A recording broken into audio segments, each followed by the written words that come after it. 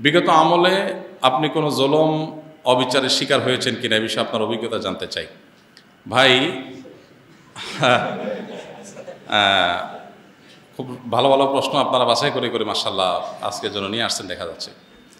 দেখুন, অভিজ্ঞতা আমাদের সবারই কম বেশি তিক্ত অভিজ্ঞতা আছে। একটা সমাজ যখন করাপ্টেড হয়ে যায় তখন সমাজের কেউই ভালো থাকে না।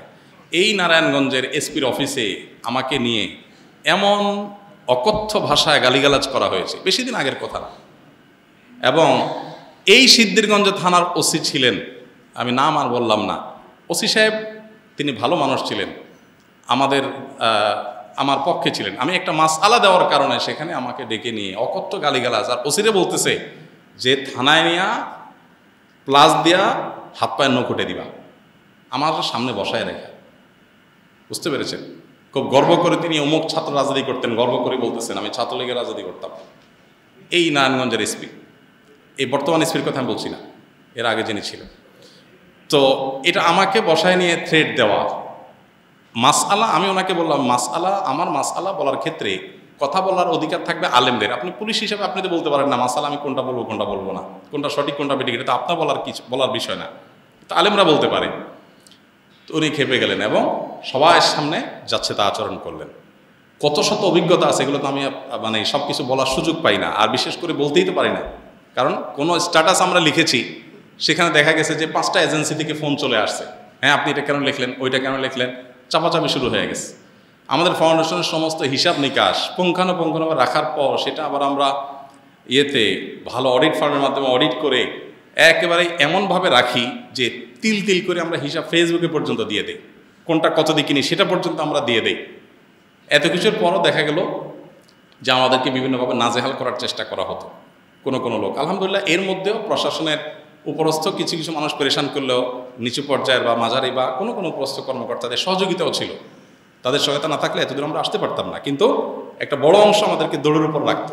ইস্তেসকার নামাজের ঘোষণা দিছি, আমার বাসার নিচে দেখি যে বিভিন্ন গোয়েন্দা সংস্থার গাড়ি বোঝাই করা, মানসিকভাবে পেরেশানি। বাবা ইস্তেসকার নামাজ পড়বো, একটা নিরীহ একটা ইবাদত, আল্লাহর কাছে দোয়া করবো দেশের ভালোর জন্য। সেখানে দেখা গেল যে আমি বাসার থেকে বের হইতে না হইতে দেখি যে মানে একেবারে চারপাশে ঘিরে ধরছে, সোজা কথা।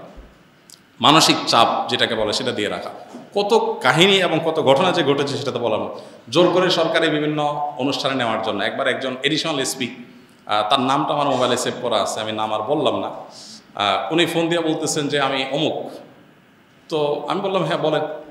তো উনি বলতেছিলেন যে আমাকে সব হুজুররা কিন্তু চিনে, খুব নেগেটিভভাবে বলতেছেন, মানে হুজুরদের সব সাইজ করি আমি, আমার নাম সব হুজুরদের মুখস্থ, আপনার সাথে আমার প্রথম কথা হচ্ছে। এটা হলো শুরুতেই কথা না।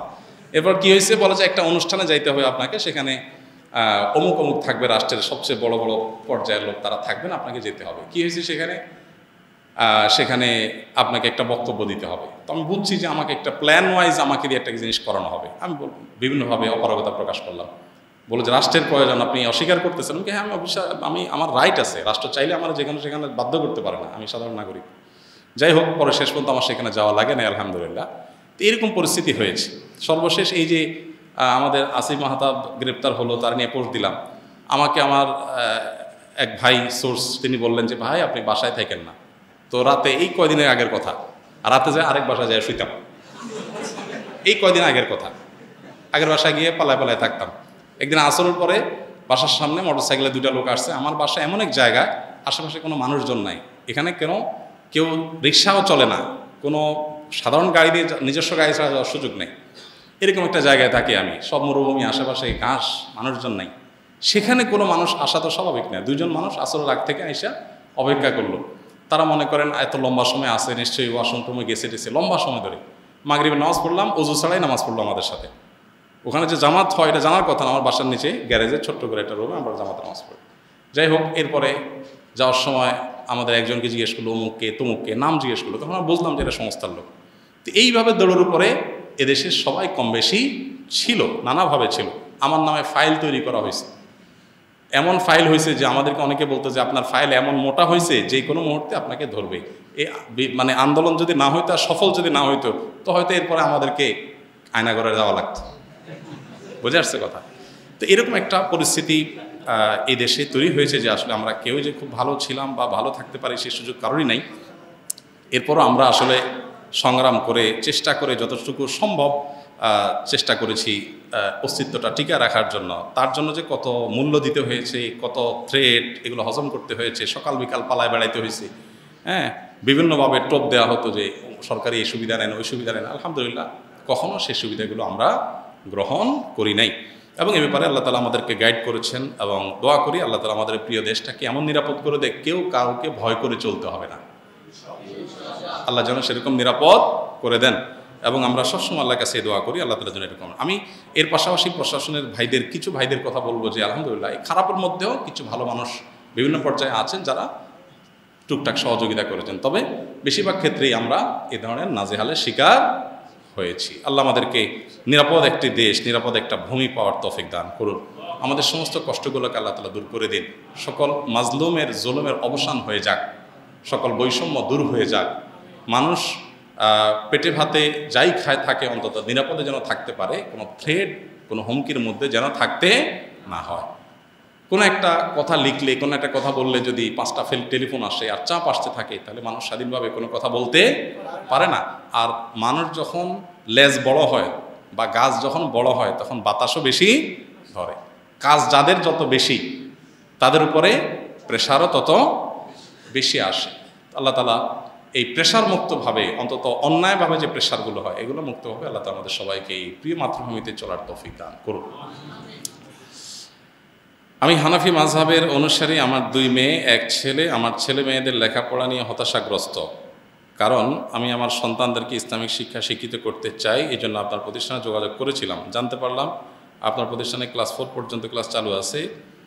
আমার 1 মেয়ে ক্লাস 4, একজন ক্লাস 5 এমত অবস্থায়। আমার সন্তানদের অনেক লম্বা চিঠি দেখা যাচ্ছে, যাই হোক তাও পড়ে ফেলি। আমার সন্তানদেরকে আপনার প্রতিষ্ঠানের মতো অন্য কোনো ভালো মানের প্রতিষ্ঠানের জন্য দেখুন। আপনার প্রতিষ্ঠান ছেলেকে, আপনাদের অনেকে আছেন ছোট ভাই বোন অথবা নিজের ছেলে মেয়ে, তাদেরকে কোন প্রতিষ্ঠানে পড়াবেন এটা নিয়ে আপনারা পেরেশানিতে আছেন। আমাদের প্রতিষ্ঠানে বাহির থেকে বাচ্চা নেওয়ার খুব বেশি সুযোগ নেই। 500 বেশি স্টুডেন্ট, 2 শিফটে আমাদের পড়াইতে হয়েছে এতদিন। এখন 1 শিফট করতে গিয়ে আমাদের অনেক কষ্ট, ছোট্ট জায়গা হচ্ছে না। তো আমরা আসলে বাচ্চা খুব বেশি নিতে পারি না। তারপরও নভেম্বর ডিসেম্বরে ক্লাস 4 পর্যন্ত, সামনের বছর 5 পর্যন্ত আমরা নিতে পারবো। কোয়ালিটি নিশ্চিত ধরে রাখার জন্য আমরা পরিমাণ বাড়াইতে পারি না।